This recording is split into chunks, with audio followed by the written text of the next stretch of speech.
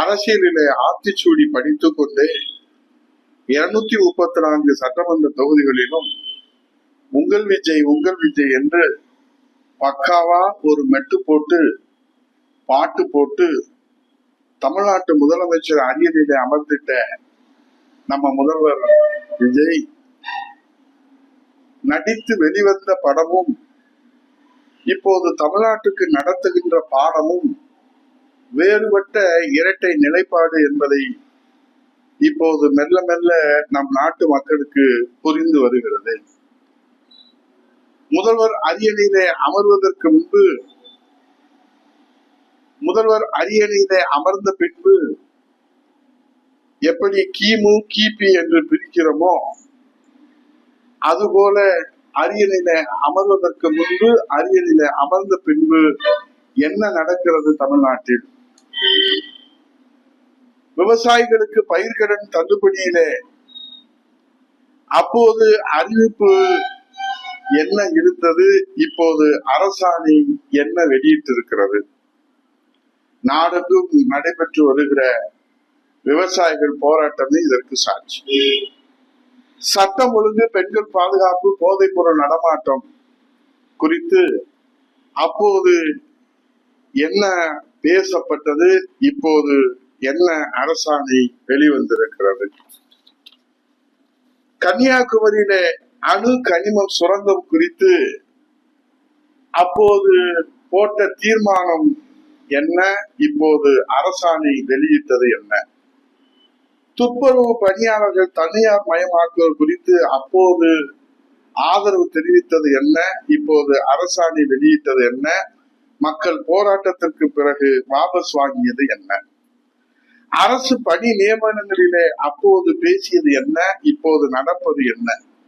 தனது ஆஸ்தான ஜோதிடர், தனது ஆஸ்தான பட தயாரிப்பாளர், தனது ஆஸ்தான ஆலோசகர், தனது ஆஸ்தான நண்பர் என்று அத்தனை பேர்களுக்கும் அரசு பதவிகளை அள்ளி அள்ளி வழங்கி வருகிற பணி நியமன குளறுபடிகளை அப்போது பேசியது என்ன, இப்போது நடப்பது என்ன?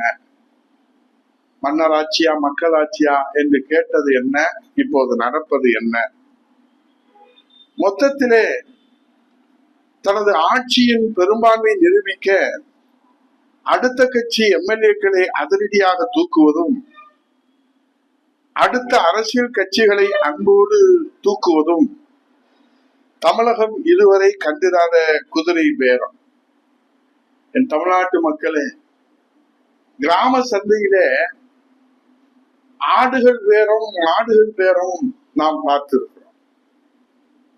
மாடு வைத்திருப்பவரும், மாடு வாங்குபவரும், மாடை விற்பவரும் கையிலே துண்டை போட்டு அவர்கள் பேரத்தை நாம் காலங்காலமாக பார்த்து வருகிறோம். ஆனால் இப்போதுதான் தமிழகத்திலே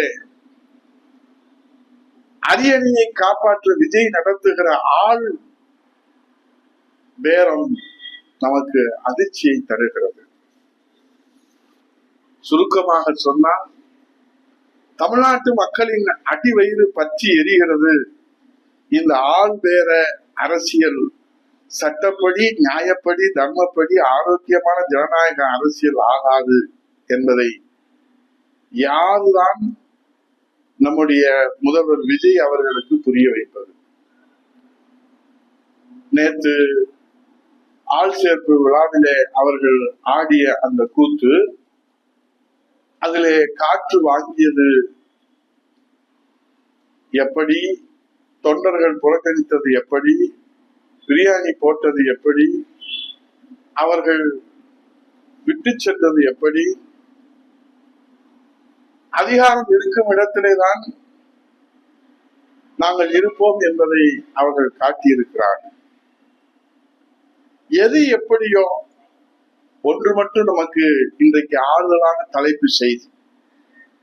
தேர்தல் ஆணையத்திற்கு தமிழ்நாட்டில் நடைபெற்று வருகிற ஆள்பேர அரசியல், குதிரை பேர அரசியல் சட்டப்படி, நியாயப்படி, தர்மப்படி ஆரோக்கியமான ஜனநாயக அரசியலாக இல்லை என்பதாலோ என்னவோ, பீகார், மத்திய பிரதேஷ், குஜராத்திலே காலியாக உள்ள 3 தொகுதிகளுக்கு மட்டும் இடைத்தேர்தல் தேதி அறிவிப்பு செய்துவிட்டு தமிழ்நாட்டிற்கு இடைத்தேர்தல் அறிவிப்பு வெளிவராதது நம்ம முதல்வர் விஜய் அவர்கள் ஜனநாயக இலக்கை எட்டுவதற்காக மொத்தம் 12 எம்எல்ஏக்களை ராஜினாமா செய்ய வைத்து அதிரடி அரசியல் அரங்கேற்றம் செய்வதற்கு தயாராக இருந்த போது பேரடியாக தற்போது தடுமாற்றம் ஏற்பட்டுள்ளது என்கிற ஆறுதல் செய்திதான்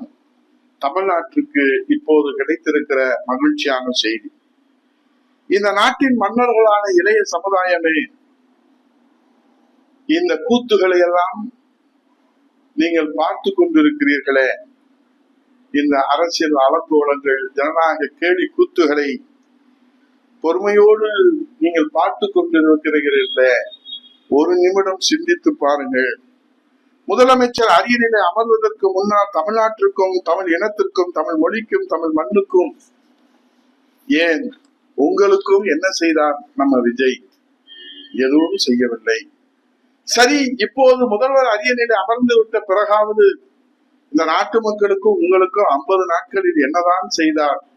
எதுவும் தெரியவில்லை. அல்லது இனி வரும் காலங்களிலும் நாட்டிற்கும் நமக்கும் என்னதான் செய்துவிட போகிறார்? அதுவும் நமக்கு புரியவில்லை. ஏனென்றால் நம்ம முதல்வர் விஜய் அவர்களுடைய கவலையும் கவனமும் தாவேக ஆட்சியின் பெரும்பான்மையை உறுதி செய்வதிலேதான் சுற்றி சுற்றி வருகிறதே தவிர வேறு எதையும் இந்த 50 நாட்களில் நாம் காண முடியவில்லை. ஆகவே வசீகரத்தின் பின்னால் சென்றால் இளைய சமுதாயமே, வருகின்ற நம் வம்சம் என்ன ஆகுமோ? தக்குரி தலைவனின் பின்னால் சென்றால் வருகிற நம் தலைமுறை என்ன ஆகுமோ? கவர்ச்சிக்கு பின்னால் சென்றால் வருகின்ற நம் எதிர்காலம் என்ன ஆகுமோ? வேலை வாய்ப்பை உருவாக்கினாரா? ஊழலை ஒழிப்பாரா? வறுமையை விரட்டுவாரா? வளமான தமிழகத்தை வளர்ப்பாரா? இல்லை ஆள் பிடிக்கிற அரசியலிலே மட்டும் அக்கறை செலுத்துவாரா நம்ம முதல்வர் விஜய் அண்ணா அவர்கள்? பொறுத்திருந்து பார்ப்போம். ஜனநாயகம் வெல்லட்டும். நன்றி, வணக்கம்.